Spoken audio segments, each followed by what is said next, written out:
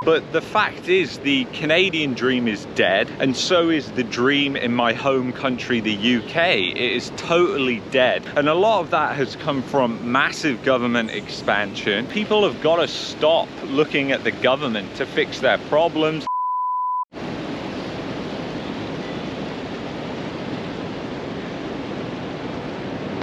My first thoughts on Malaysia. Now, Malaysia is the country that I'm in right now, if you can't tell by the Petronas towers that are currently behind me. And I want to give you my first thoughts on Malaysia and what I think. I'm here for Andrew Henderson's Nomad Capitalist Live, and you know, it's really interesting. Since landing in Malaysia, I have been pleasantly shocked at how amazing this country is. Not only is this country insanely cheap, it's very clean, the people are very pleasant, it doesn't feel like you're not safe. Now, I've only been here a week and I've only explored really Kuala Lumpur, but we're actually going to some other parts of Malaysia, so we'll be able to see some other areas. And Malaysia is very clean. I mean, if you look behind me, you've got KLCC Park, which is absolutely beautiful in the metropolis right by the Petronas Towers. But you know, here in Malaysia, one thing that I was just really surprised at is how modern it is, how clean it is. I mean, this does not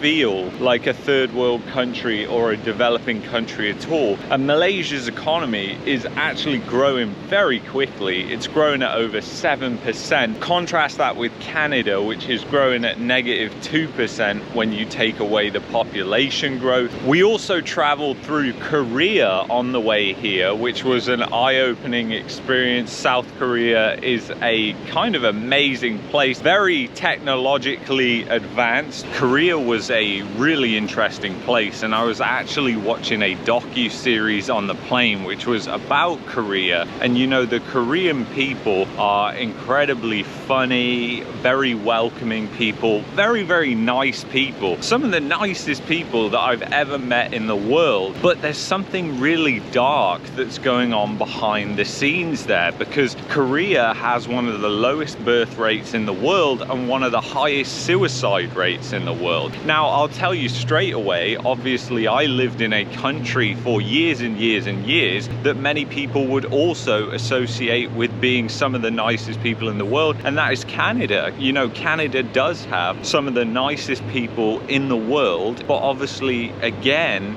that comes with a very, very dark side of things. And that dark side is obviously that Canadians, there is a high suicide rate. There's a high amount of people who are addicted to drugs in Canada. There's unbelievable mental health issues in Canada. And it's exactly the same in the United States as well. So often these countries that are perceived on the very surface level to a lot of people as being these amazing places to go are actually under the surface suffering from these huge, very dark problems. And you know, I moved from the UK over a decade ago. I was very young, I was in my early 20s, and I moved to Canada. And what I thought at that time in my life was that if I moved to Canada, everything would be great in Canada. I would be able to have this American dream. I'd visited Canada, I'd visited the United States, all these big homes, these big open roads, and I perceived that Canada was going to be this land of opportunity. The same perception that many people have right now who move to Canada. But the fact is, the Canadian dream is dead, and so is the dream in my home country, the UK. It is totally dead. And a lot of that has come from massive government expansion and a lot of people that essentially want the government to fix their problems and don't realize that in the government trying to fix those problems, they will distort the economy and they will make things much, much worse because the government doesn't have the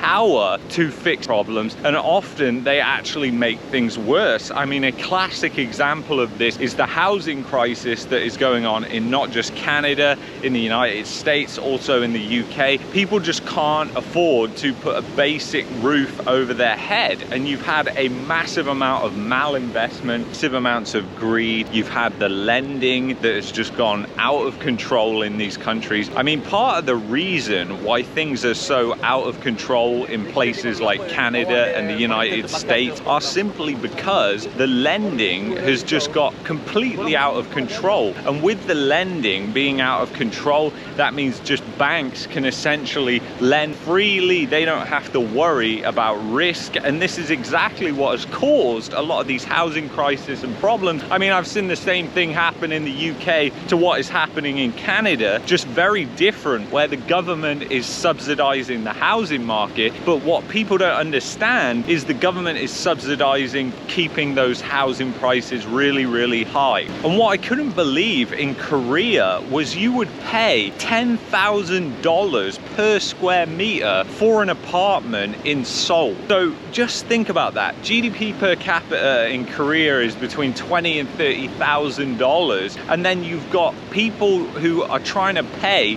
$10,000 per square meter for an apartment. That is completely insane. So obviously 100 square meter apartment, which is around 12 to 1300 square feet, is going to cost over $1 million, which is just completely unobtainable to most Koreans. And the thing is, this is what happens because if you can't get the basic things, a roof over your head, and you can't afford to feed your family and all these different things, then society runs into these huge problems. You start to have these societal breakdowns that happen. You have these mental health crises that happen all over the place. When you come to a place like Kuala Lumpur, you go to a place like Mexico, Panama, Colombia, the struggles, there are different struggles there, but the people aren't worried. And that's the major difference that you see. And one thing that I think that when you travel, you begin to understand more. You begin to understand that you don't need the government to come in and fix your problems. And if you're asking for the government to come in and fix your problems, they're gonna make things worse. They're gonna distort the economy. Whatever it is that they're trying to fix even more, just make it worse. People have got to stop looking at the government to fix their problems. It was one of the reasons that I created the channel that I created, was because I wanted to educate people